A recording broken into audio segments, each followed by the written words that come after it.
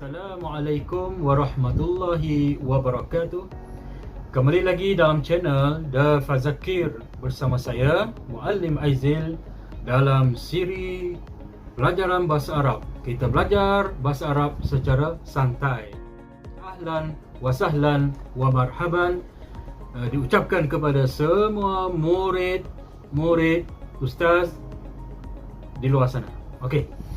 Kita sambung pelajaran kita, iaitu mengenai kata nama, iaitu kesinambungan daripada pelajaran yang lalu, iaitu kita membicarakan tentang perkataan-perkataan di dalam bahasa Arab yang terdiri 3 bahagian, yang terbahagi kepada 3 bahagian, iaitu yang pertama kata nama, yang kedua kata kerja, yang ketiga kata huruf ataupun harfun. Baik, pada hari ini saya nak memperjelaskan tentang ciri-ciri utama kata nama. Maksudnya, bagaimana kita nak mengenal bahawa perkataan itu adalah kata nama. Sekiranya murid-murid melihat satu perkataan, lepas tu bila ustaz tanya, ini kata nama ke ataupun kata kerja ataupun harf ataupun huruf, awak boleh tahu, oh ini kata nama. Bagaimana awak nak kenal? Okey, dia ada 4 ciri utama untuk kita mengenal sesuatu kalimah ataupun sesuatu perkataan itu merupakan kata nama ataupun ismun ataupun isim. Biasa kita sebut isim, isim fi'il harf atau isim fi'il harfun. Isim kata nama, fi'il kata kerja ataupun kata perbuatan, dan harfun kata sendi. Kita kata harfun ni macam fi, ala, hatta, ila, itu harfun. Itu kita akan belajar nanti. Baik, hari ini kita fokus kepada pembelajaran kita, itu ciri utama kata nama. Okey, baik. Okey, bersedia? Okey, bagus. Okey, ciri yang pertama ialah apabila sesuatu perkataan Arab itu dipanggil ataupun ianya adalah kata nama, ialah ini ciri yang utama ni. Jadi ialah apabila adanya alif lam at-ta'rif. Alif lam at-ta'rif di awal perkataan ataupun di awal kalimah. Okey, alif lam at-ta'rif. Okey. Baik. Ataupun dengan kata lain, ia boleh menerima kemasukan alif lam di awal perkataan. Sekiranya perkataan itu dia boleh masuk alif lam ke dalam perkataannya, dalam kalimahnya, maka dia adalah kata nama. Okey, sebagai kita ambil satu contoh. Okey, kita ambil satu contoh. Okey, kita ambil contoh perkataan kitab ataupun kitabun. Okey. Kitab, boleh tak dia masuk alif lam dalam perkataan itu?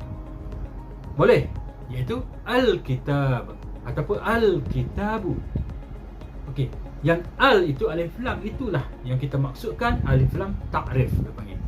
Ataupun alif lam ta'rif ni maksud dia alif lam yang dikenali, yang diketahui. Okey, ini kita akan belajar nanti bagaimana nak mengenal suatu perkataan itu ianya telah dikenali ataupun dia umum. Okey, kalau tak ada alif lam dia panggil perkataan itu umum. Okey, dia panggil ini makrifah ataupun nakirah. Okey, baik. Sekarang kita nak tumpukan kepada ciri utama yang kita nak kenal bahawa kalimah atau perkataan itu adalah kata nama. Okey, ciri yang pertama tadi ialah alif lam at-ta'rif. Jadi kalimah yang masuk ataupun yang ada alif lam ta'rif di awal perkataannya, maka dia adalah kata nama. Contoh lagi apa? Al-qalamu. Okey, al-kitabu maksudnya buku. Al-qalamu, pen. Lagi apa? Al-miftahu, kunci. Lagi? Al-madrasatu, sekolah. Al-jami'atu, university. Apa lagi? Al-masjidu, masjid. Jadi al itu adalah dinamakan sebagai alif lam at-ta'rif. Boleh faham? Okey. Jadi kalau awak tengok satu perkataan, contohnya ustaz tunjuk satu perkataan al-kitabu. Oh, ini mesti isim. Walaupun masa tu awak tak faham lagi, awak tak tahu apa maksud al-kitab. Ini saya cerita apabila awak masih lagi belum mengetahui maksud perkataan. Sekiranya awak tahu maksud perkataan, senanglah kan. Al-kitabu, awak tahu itu buku. Buku memanglah kata nama. Ataupun al-masjidu, masjid, awak dah tahu itu kata nama. Tetapi ini kita nak kenal perkataan itu sebelum awak mengenal ataupun awak mengetahui apa maksud. Okey, faham? Itu yang pertama. Kita dapati daripada contoh yang saya sebut tadi, semua perkataan itu mempunyai alif lam di awalnya. Ini bermakna perkataan itu boleh menerima kemasukan alif lam. Oleh sebab itu, semua perkataan tersebut adalah merupakan kata nama. Kenapa dia kata yang boleh masuk alif lam? Kerana ada perkataan yang tidak boleh masuk alif lam. Jadi perkataan itu bukan kata nama. Okey, ini kita bincang nanti. Apakah perkataan itu? Jadi sekarang awak nampak je perkataan yang ada alif lam, maka itu confirm itu adalah ismun ataupun kata nama. Ingat, okey? Okey, baik. Ciri yang kedua. Ciri yang kedua yang menunjukkan perkataan Arab itu kata nama ialah dengan adanya tanwin di akhir huruf sesuatu perkataan itu. Saya ulang, iaitu yang ada tanwin di akhir huruf sesuatu perkataan. Sama ada tanwin itu berbaris di hadapan ataupun tanwin yang berbaris di atas ataupun tanwin yang berbaris di bawah. Okey, awak tahu kan? Baris di atas macam mana? Baris depan dan baris di bawah. Ataupun an, in, un, ban, bin, bun. Itu tanwin, itu baris dua. Tanwin ni maksudnya baris dua. Kalau baris satu contohnya kitabah contohnya. Kalau baris dua, kalau baris depan kitabun. Kalau baris atas kitaban. Kalau baris bawah kitabin. Itu tanwin namanya. Itu yang berbaris dua itu namanya tanwin. Sekiranya awak jumpa perkataan yang ada baris dua di akhir huruf perkataan itu, maka dia adalah kata nama. Kita tengok contohnya. Qalamun. Okey, qalamun pen. Jadi apa lagi? Maktabun, meja. Mudirun, guru besar. Madrasatun, sekolah. Tabibun, doktor. Itu tanwin yang berbaris di hadapan. Kita tengok tanwin baris di atas. Contoh, kitaban, buku juga. Miftahan, okay, kunci. Nafizatan, tingkap. Sariran, katil. Ainan, mata. Okay. Dia baris tanwin, dia berbaris di atas, dua di atas.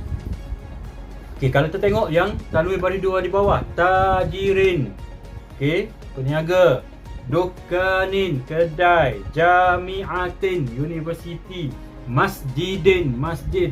Idaratin, pejabat. Okey. Perkataan ini masuk tanwin ataupun ada tanwin. Okey. Kenapa dia jadi baris atas, baris depan, baris bawah itu? Nanti kita cerita di lain pelajaran. Kenapa tadi kata madrasatun, tiba-tiba madrasatan. Pas jadi pula madrasatin. Ini adalah bahasa Arab yang macam tu. Bila masuk satu benda, dia akan jadi baris lain. Okey? Itu kita belajar nanti. Okey. Cuma hari ini kita nak kenal dahulu apakah ciri kata nama. Okey. Sekiranya awak nampak ada tanwin yang boleh masuk dalam perkataan itu, maka dia adalah kata nama. Itu ciri yang kedua. Okey. Jadi di dalam contoh yang saya sebut tadi, kita dapati bahawa semua perkataan tersebut mempunyai tanwin di akhir hurufnya. Sama ada ia mempunyai tanwin berbaris di hadapan ataupun tanwin yang berbaris di atas ataupun tanwin yang berbaris di bawah. Okey, tanwin berbaris di tepi tak ada. Tanwin berbaris di belakang pun tak ada. Dia ada di atas, di hadapan dan di bawah. Okey? Baik. Oleh sebab itu, semua perkataan itu mempunyai tanwin di akhir hurufnya, maka semua perkataan tersebut adalah merupakan kata nama, okey, ataupun isim. ataupun ismun. Okey. Jadi saya harap pelajar tak keliru. Tak keliru walaupun perkataan-perkataan yang kita sebut tadi tidak mempunyai alif lam.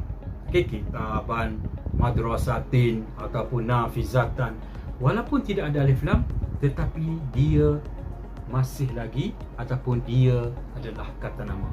Okey, walaupun dia tidak ada alif lam tidak bermakna dia bukan kata nama. Sebaliknya perkataan-perkataan itu mempunyai tanwin di akhir hurufnya. Maka dengan sebab ada tanwin itu, perkataan-perkataan tersebut juga dinamakan kata nama. Okey, boleh faham ya? Ini kerana perkataan-perkataan yang mempunyai tanwin di akhir huruf adalah merupakan salah satu daripada ciri-ciri kata nama. Okey? Baik. Yang ketiga. Ciri yang ketiga kata nama ialah apa dia? Perkataan ataupun makna daripada perkataan itu sendiri. Makna dia tu dah tahu dia adalah kata nama. Okey? Makna dia dah tahu kata nama. Okey, contoh apa? Iaitu kata nama khas. Okey, kata nama khas apa ataupun nama-nama khas seperti nama manusia, nama negara, nama tempat dan sebagainya. Okey, contohnya ialah Muhammad, Fatimah, lagi apa? Abdul Rahman, Zainab. Itu adalah nama-nama khas untuk manusia. Ataupun Malaysia, Indonesia, Singapura, lagi apa? Makkah, Madinah. Itu pun nama-nama khas bagi negara. Ataupun Kuala Lumpur, Johor, Petaling Jaya, Putrajaya. Itu nama-nama khas. Maka itu adalah kata nama. Jadi sekiranya dalam satu perkataan bahasa Arab itu awak jumpa satu ayat dan ada perkataan itu. Contoh Muhammad min Malaysia. Muhammad dari Malaysia. Jadi Muhammad pun kata nama, Malaysia pun kata nama. Okey? Ataupun kita kata apa lagi? Contoh ayat yang panjang sikit. Zahaba Muhammadun ila Makkah. Telah pergi Muhammad ke Makkah ataupun Muhammad telah pergi ke Makkah. Muhammad kata nama. Lagi apa lagi? Makkah kata nama. Yang lain tu itu kata apa? Nanti kita belajar. Okey? Baik. Itu ciri yang kedua. Jadi di dalam contoh yang sebut tadi, semua perkataan-perkataan tersebut adalah merupakan nama-nama khas. Oleh sebab itu, semua perkataan-perkataan tersebut dinamakan kata nama kerana ialah nama-nama khas. Okey. Jadi diharap para murid pun jangan keliru. Walaupun ada di antara perkataan-perkataan tersebut mempunyai tanwin di akhir huruf seperti Muhammadun, dan ada setengah perkataan pula tidak mempunyai tanwin di akhir huruf seperti Malaysia, tidak bermakna ia bukan kata nama. Sebaliknya, perkataan itu sendiri telah membawa kata nama khas, dan kata nama khas ini di dalam bahasa Arab adalah merupakan salah satu ciri kata nama. Itu yang ketiga. Okey. Kita pergi yang keempat. Sebab Ustaz kata ada 4 ciri kan. Okey, ciri yang keempat kata nama ataupun ciri yang keempat yang menunjukkan sesuatu perkataan Arab itu kata nama ialah apa dia? Ialah yang boleh disambungkan dengan kata ganti nama kepunyaan di akhir hurufnya. Apa maksudnya? Maksud macam ni. Jadi ada satu perkataan. Kita ambil perkataan baitun contohnya. Baitun, dan dia boleh masuk dengan kata-kata nama punya. Maksudnya apa? Okey, kita bagi maksud dah. Baitun tu maksud dia rumah. Okey, kalian nak kata rumah saya. Okey, saya itu adalah kata-kata nama. Jadi kita nak kata rumah saya, jadi kata-kata nama punya, kepunyaan. Jadi saya dalam bahasa ana, tapi bila kata ganti nama ana untuk kepunyaan dia akan jadi ya. Contohnya kitabun ana ataupun baitun ana, rumah saya dia akan jadi baiti. Kerana ana akan tukar jadi ya. Ini kita akan belajar juga nanti Okey, katalah rumahnya. Nya untuk lelaki nanti huwa. Jadi baitun huwa, rumah dia. Tapi huwa itu bila jadi kata-kata nama kepunyaan dia akan jadi hu. Jadi baitun huwa, rumah dia tadi jadi baituhu. Okey. Ataupun kita ambil kata nama hiya. Hiya untuk dia perempuan. Baitun hiya contohnya, rumah dia untuk perempuan tadi. Baituha, baituha rumahnya. Okey, kita ambil contoh lagi, kami. Baitu nahnu, nahnu kami kan. Jadi nahnu akan jadi na. Jadi baituna rumah kami. Baik. Jangan fikir panjang, jangan keliru lagi, jangan pening. Cuma saya nak cerita bahawa apabila perkataan dan boleh masuk atau disambung dengan kata ganti nama punya, maka dia adalah kata nama. Okey, kalau awak dah tahu maksudnya, tak ada masalah. Tapi sekarang ni awak tengok perkataan itu, contoh awak tengok perkataan satu perkataan baituha ataupun baituhu, baiti, baiti jannati kan, baituna, maka awak kata oh ini confirm kerana dia ada masuk kata ganti nama di akhir hurufnya ataupun boleh sambung dengan kata ganti nama punya. Okey, ingat ya, kata ganti nama punya ni ialah yang boleh apa nama ni, kita nak cakap bahawa kepunyaan. Okey, seperti rumahnya, rumah saya, rumah kami, itu kata-kata nama kepunyaan. Kata nama ni kita ingat ana, nahnu atau huwa, huma, hum, hiya, huma, hunna, anta, antuma, antum, anti, antuma, antunna, ana, nahnu. Ada berapa? Ada 14 kan? Huwa, huma, hum, hiya, huma, hunna, anta, antuma, antum, anti, antuma, antuna, ana, nahnu. Ada 14 kata ganti nama. Dan yang untuk yang kepunyaan pun sama. Huwa jadi hu, hiya jadi ha. Itu kita kena belajar nanti ya. Cuma hari ini fokus kepada ciri ataupun 4 ciri kata ganti nama. Saya ulang, ciri yang pertama adalah sekiranya perkataan itu ada masuk alif lam ataupun dipanggil alif lam takrif. Yang kedua, perkataan itu ada tanwin di akhir huruf perkataannya. Yang ketiga, makna perkataan itu sendiri membawa maksud nama-nama khas. Dan yang keempat, apabila perkataan itu boleh masuk kata ganti nama punya, maka itu adalah kata nama. Assalamualaikum warahmatullahi wabarakatuh.